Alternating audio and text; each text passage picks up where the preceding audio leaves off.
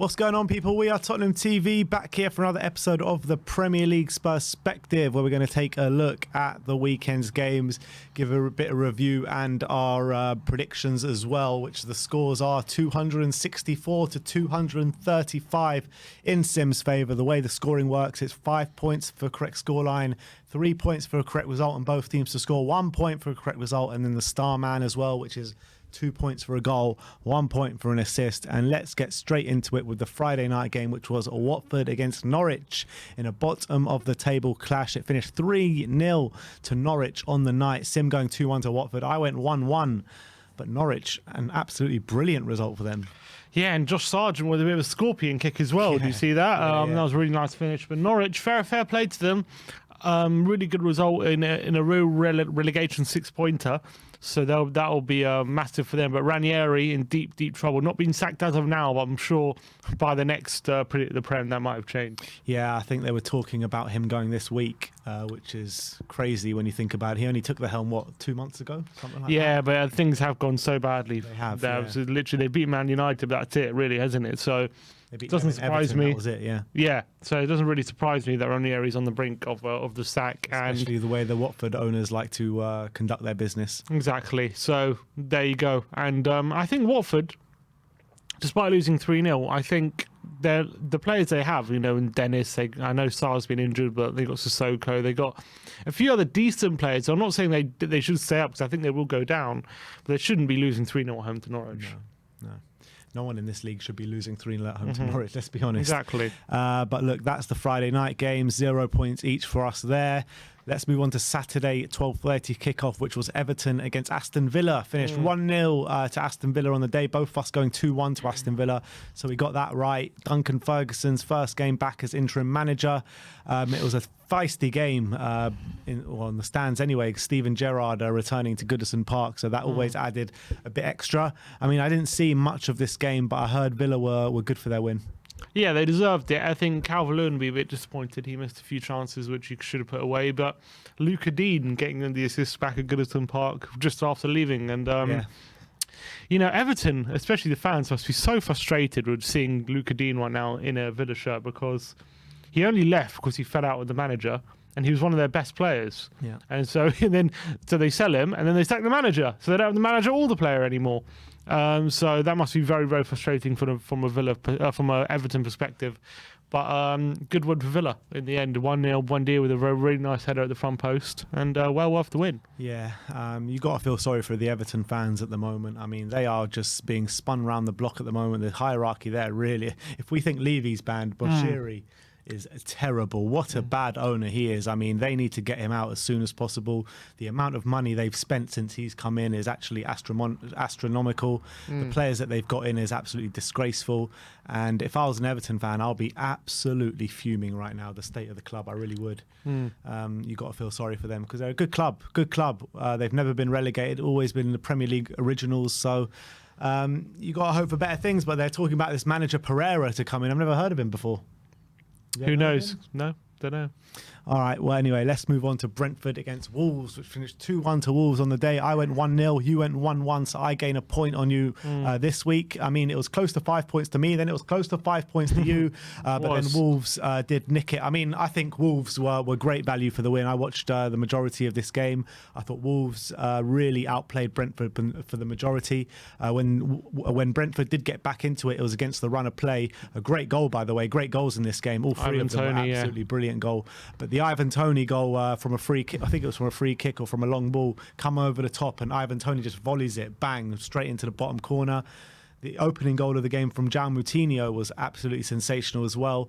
And the last goal from Ruben Neves was a really good goal to win the game as well. But Wolves got a man sent off, and then they rescinded the red card down to VAR, which was the right decision in my opinion. But Wolves, they made a bit of a meal of it, but they should have won this game way more convincingly than they did. Did they? With the Dharma right at the end. That was ruled out for offside, and he celebrated like a guy who looks like he might have been playing his last game for the club, but it did get ruled out, so that moment was wasted. But a very good win for Wolves, who sit 2 points below us, although Spurs have a game in hand. But they're really playing some good stuff at the moment, Wolves. They're really coming on strong. Got a good win not so long ago at Old Trafford as well. So they're getting some good results, and they're defensively very, very solid. Concede very few goals, and with the quality they have, they're always good for at least a goal in game, aren't they? So good stuff from Wolves, and a very good away win for them. Yeah, it's actually going to be, now thinking about it, it's going to be a really big game. We play them in 2 games' time at the Tottenham Stadium. If we slip up in that game, that could be quite hurtful to us, to be honest, in our league position. But let's move on to Leeds against Newcastle, which finished 1-0 to Newcastle. We both went for Leeds win. Sim went going 2-0. I went 3-1. But Newcastle did win at Ellen Road, and carries on Leeds' sticky patch. I mean, this whole season, every time they've got a result, they've always backed it up with a terrible result, and this is no different. Yeah, very inconsistent, very Jekyll and Hyde, aren't they, Leeds? And this plays more into a great result for Newcastle, who obviously need the points desperately if they're going to stay up. And that was a good step in the right direction for them, and maybe it's a sign of a more stable team to come. But when it comes from a Leeds perspective, they just beat West Ham 3-2, but couldn't get over the line this one. They're really bad 1-0 defeat. I didn't see much of this one, to be honest. But really good win for Newcastle, that. Yeah, so another game where me and Sim don't get any points on the board. Let's move on to Manchester United West Ham in a big clash in the top 4 race. Man United winning it 1-0, Sim going 1-1, I went 2-2. But West Ham really didn't show up in this game, in my opinion. I thought Man United were the better side throughout the game, got their winner right at the end with a lot of, everyone's talking about it. Was it onside? Was it offside? But I think the ref got the right decision at the end. Yeah, no, it was definitely onside. I don't know what the outrage is all about. It was clearly onside. I think it's just the angle of the camera which makes people think that it was onside, but it wasn't. It wasn't onside at all. Offside, sorry, at all. It was very clearly onside of the goal. I think that was offside. It was like a slight bit of his hand. No, I don't even think that was offside. I thought like a tiny bit of his hand was offside. No, it wasn't. Even his hands can be offside. I know, that's what I'm saying. That's why it was the right decision. Yeah, but I don't think it was close. I don't know why people are getting annoyed about it. It wasn't even close. I agree. It was very strange why I saw so much outrage on social media about it, because it was very clear. But it was the last kick of the game, which is very, very frustrating, isn't it? That United got that, because a draw would have been a very good result for us in this game. Both teams taking points off each other. But from what I saw of the game, I thought United were the better team. I didn't think they were too impressive either, although they were better than West Ham, who were very poor. But it looked like 0-0 was going to be a fair result, but they obviously got the goal right at the end. Fair play. And West Ham, back-to-back losses now to a struggling Man United side and not such a great Leeds side as well. So I think our predictions with West Ham and them not really being contenders for the top 4 is showing out, to be honest.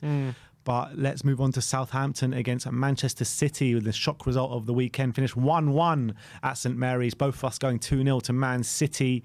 And you know what? Man City could hardly lay a glove on Southampton for the majority of the game. And I thought Southampton were defending really resolutely. And I was really impressed with their centre-back Salisu. I thought he had a really good game. Yeah, interesting, because against Tottenham, he was a massive hothead and he got himself sent off. And I thought, this guy is, what's this guy doing on a Premier League football pitch? I thought it was so poor.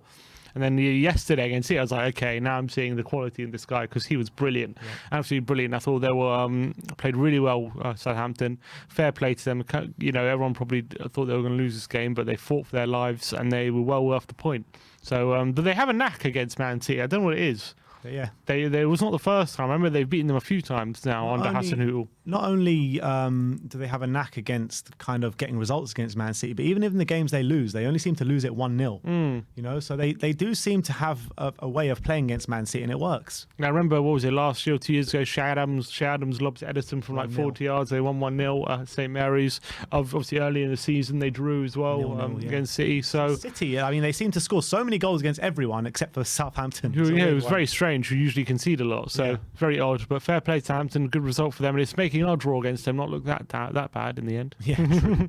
Let's move on to the Sunday fixtures. Arsenal against Burnley, which finished 0-0 to the delight of many Spurs fans out there. Both of us predicting Arsenal wins 1-0 and 2-0, but it was 0-0 and in another lackluster display by Arsenal. Yeah, they did have some really glaring misses. Lacazette, the open goal. He should have scored that. Apart from that, though, there wasn't too many. There was one where Nick Mope makes a save from a corner where they had a really good corner routine. Those are 2 moments probably the Arsenal fans will look back on and think what could have been. But other than that, I thought Burnley were fairly comfortable. I didn't think they were troubled too much. Obviously, Arsenal dominated, but Obviously, you know, they had Partey out there, Xhaka out, and you could think, okay, you know, with those centre mid options, you can understand why they struggle. But, you know, with a midfield three of Lokonga, Smith Rowe, Odegaard, and a front three of Lacazette, Saka, and Martinelli, you're thinking, like, you've got to be creating a lot more than they did against the Burnley side, bottom of the league. I know this because games in hand and everything, but you got to think that Arsenal should be doing much better in this game. And I think their lack of proper quality striker maybe starting to hurt them a bit. And it's funny, it's the first time, have you seen the stat? It's the first time Arsenal failed to beat the side bottom of the league. Do you know since when? Since they played Tottenham in the 4-4 draw. Oh, really? Yeah. That's funny. Against the Emirates back under Harry Redknapp. Yeah, that's funny. 2008. And, you know, it's the same thing with Arsenal every time. Anytime anyone starts to give them credit, this is what happens. They fall off again. I thought that defeat in the Carling Cup was very telling. Not just the defeat, the manner of defeat, how badly they were beaten. Liverpool completely dominated them and deserved the victory. Yeah. And I thought that going into that game they were going to have the win there. Just shows you never buy into Arsenal propaganda. And never. I think, look, they drew 0-0 to Burnley. If they don't get a striker in before the end of the window, it could be a struggle for the top four. It could. Well, I think it will be either way for a top four either way. Yeah, but it could be a very damaging result for them. But now, since the turn of the year, they've scored one goal so far in this whole month, and that goal coming against Man City on the opening day of the month. Their goal of the month tournament is made it a lot easier. At least they got a goal of the month tournament as opposed to the beginning of the season. But, yeah, true. But yeah, that's Arsenal. Let's go remember they're very young as well, so like they're always going to have ups and downs, aren't they? Yeah, that's true. Let's move on to Crystal Palace against Liverpool, which finished 3-1 to Liverpool. On the day at Selhurst Park, both of us going for 2-0 to Liverpool. And with Man City dropping points, they knew it was imperative for them to get the win this weekend. And they started the game exactly like that, scoring within the opening 5 minutes. And that pretty much set the tone for the game. Yeah, it really did. 2 goals very early on. Great header by Van Dijk, and obviously Oxlade-Chamberlain with a nice finish. But Palace did get back into it. Edouard obviously got the goal, and Michael Elise again putting another really good display in. He's looking like a real player. Looking like a real player. Alisson had to be at his best to keep him out and stop them equalising, but a lot of controversy again with the penalty here. How Jota got a penalty. He ran into Gaeta. Like, it was ridiculous. Gaeta barely even came out. He pulled out the challenge. I think it's a foul on the keeper. And Jota runs into him, and he gets a penalty out of it. But I can understand if the referee thought it's a penalty and whether VAR doesn't get involved. But VAR stopped in the game and said, no, you have to look at this. Yeah. And apparently the referee looked at it 17 times before giving it. And I'm thinking, this isn't what VAR is used for. And I think it was a horrible decision. I think there was what is the ref thinking? I mean, how can you look at something 17 times and still get the decision wrong? I'm guessing he thought that Gaeta pulls him down, but I think Jota goes into him. I haven't seen one person say that. Every single person you speak to, every single thing that you see, everyone says Jota has ran into this keeper. Mm-hmm. So I don't understand how the ref. One thing's for damn sure, it wasn't clear and obvious. Yeah, that's for sure. How VAR can overturn it, I don't know. All right, let's move on. Leicester against Brighton, which finished 1-1. And we both predicted 1-1. I think this was probably the most obvious scoreline of the weekend. Mm-hmm. The draw specialists in Brighton. I didn't see much of the game, but yeah, it was just a classic, wasn't it? Yeah, we were not a classic game, but classic result. Another game where Brighton concede and get a late equaliser. That happened so many times, and it happened yet again. Leicester will be very annoyed being 1-0 up and conceding to Danny Welbeck late on. But another good point for Brighton, and it just keeps them ticking over. They just very rarely lose, do they, Brighton? Very rarely. How many losses they had? Not many. They just draw so many games, but I think it goes to show how well Potter's doing, making them so tough to beat with the quality he has. And he's doing a great job there, Potter. But Brendan Rodgers, after losing in midweek to Spurs, will be a bit disappointed that they couldn't get the win this time round either. Yeah. All right, let's move on to Chelsea. Spurs finished 2-0 to Chelsea, both of us going 1-1. So no points for either of us there. I think we've covered this game to the death. So could have been 1-1 if Kane was goal allowed. Yeah, at half time. Yeah. But that's the end. Let's go on to the star men. Sim picking Dennis, who got sent off actually in his first game, so he doesn't get a chance for his double game week. And Kevin De Bruyne was my pick, and he got an assist on the day for Man City's goal. So I get a point there. So it ends off 271 to 244. I think I gained 1 point on you. I'm not sure I think how you many. gained 2. Yeah, whatever it is, it's not enough. So we move on. It's a bit of a break now in the Premier League. I think it's the so-called winter break. We'll be back in 2 weeks for another episode of Predict the Prem. So we'll see you all then. Like, subscribe, and comment. And as always, come on, you Spurs.